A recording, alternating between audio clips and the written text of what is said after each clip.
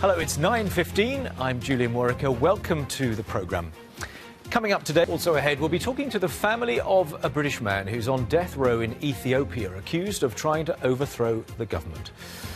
And now, the detention of a British man held on death row in Ethiopia for almost a year is being investigated by the United Nations official responsible for preventing torture. Andy Sege is accused of attempting to overthrow the Ethiopian government and was arrested while travelling through Yemen in June. He's the leader of an opposition party in Ethiopia and had been condemned to death several years earlier in his absence. Well, his partner, Yemi Hailemariam, is here, along with solicitor Rosa Curling from Lee Day and Maya Foa from Reprieve, a charity which campaigns against the death penalty, is here as well. Welcome to all three of you. Thank you very much indeed for coming in. Yemi, to you first. When did you first hear news of events in Yemen? We heard that he was abducted the next day. The actual date was June 23rd of last year. The next day, that same day, we found out that he was actually taken away by what we think is the Yemeni securities, because it's still fuzzy what exactly happened then. Then we thought he was actually still detained in Yemen because there was nothing coming out of the Yemeni authorities. The FCO was helping us, trying to locate him. And it was 7 days later, the Yemeni ambassador actually admitted that they had extradited him to Ethiopia. We'll use that term extradition, but it was actually rendition because it happened that same night. There was actually no legal process that happened. So. And what have you known about events in Ethiopia since then? You knew he arrived there? Very little, actually. The ambassador has been to visit him 3 times. The Ethiopian authorities are not allowing any families to visit.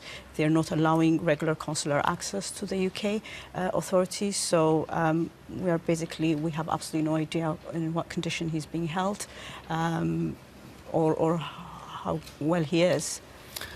Rosa Curling, what part are you playing in this case? We're representing Yemi and her family in relation to a challenge to the UK government. We feel very strongly the UK government is not doing enough to make sure that Andy is returned home to his family here. They are engaging in some lobbying, of course they are, there's constant discussion, but they're actually asking for the wrong thing. We've made clear to them what they must demand is that Andy is returned home. Instead, they're suggesting that there should be a due process, they should respect the due process that's happening in Ethiopia. We have given very clear advice that that is completely the wrong approach. Andy must be returned home. This is a man who was kidnapped, has been held completely by himself in solitary confinement without being charged with anything yet. That he must be demanded home by the UK government. Let me just put to you what the Foreign Office is saying. We got a statement from them. They told us this, that they take this case very seriously. And in a statement they sent to us, the Foreign Secretary has raised this case, we're told, with the Ethiopian Foreign Minister, this on 13 separate occasions, they're saying. We've been allowed to visit the 3 times since being made aware of his detention. The most recent visit was in April of this year. A reaction to that? Well, so far, all their attempts haven't worked. We are still now in May 2015.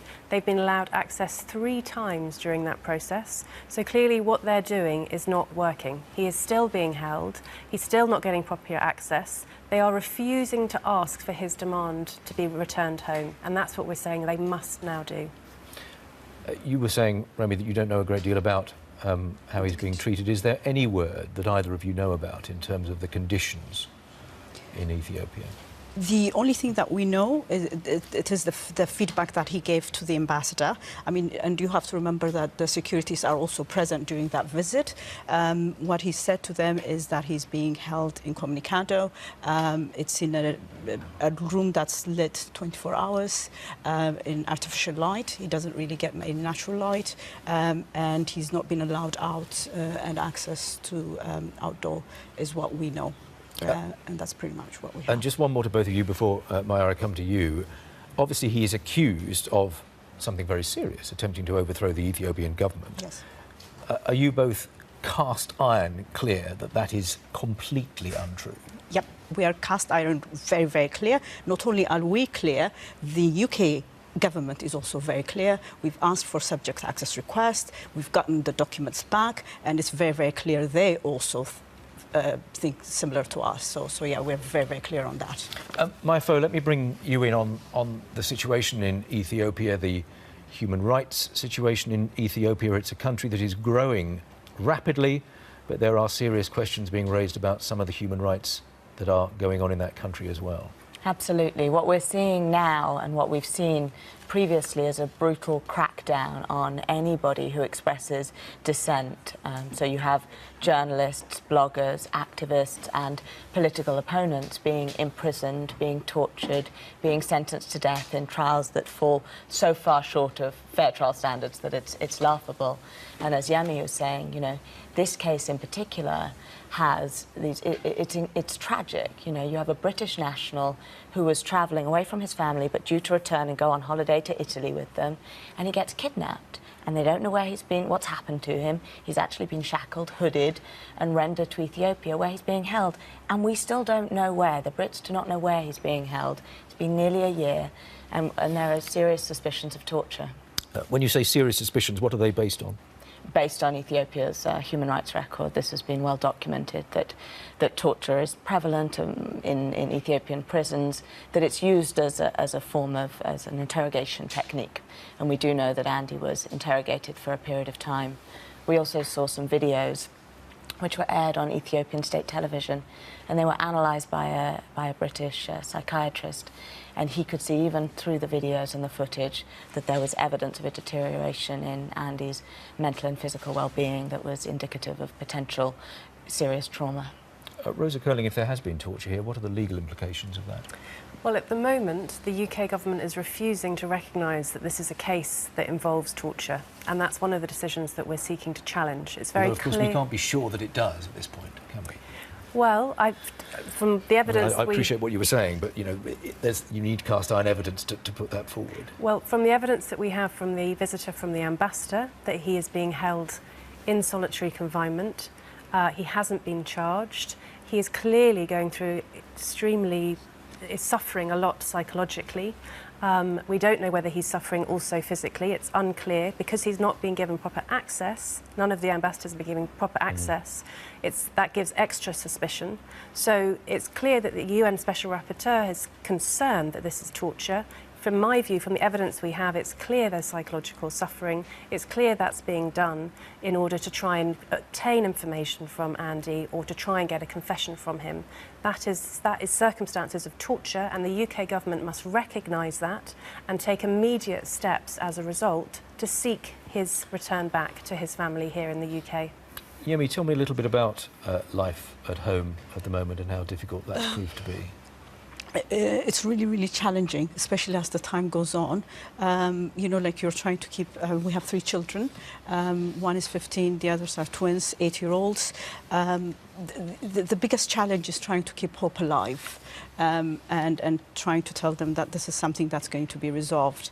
I mean, in a very recent incident that I can recount to you is the ambassador, the UK ambassador, is currently here in the UK, and I was thinking of sending some letters through him, and I asked them to write letters to their dad, and I think that's one of the biggest error that I felt that I did, because I was like trying to I thought I was trying to do something very positive. There's more of a guarantee that it might be delivered.